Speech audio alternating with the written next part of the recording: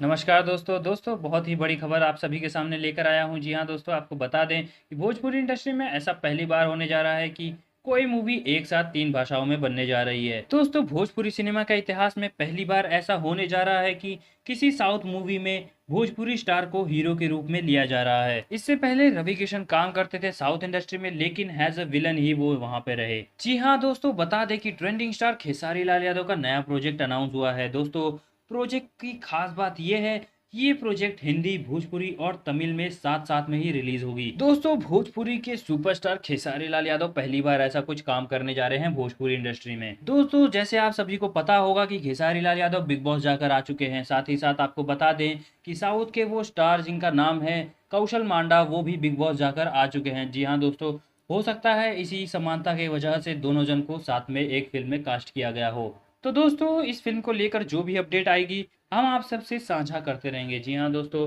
इसलिए चैनल को सब्सक्राइब कर लें और बेल आइकन दबा दें और देखते रहिए हम भोजपुरिया। नमस्कार।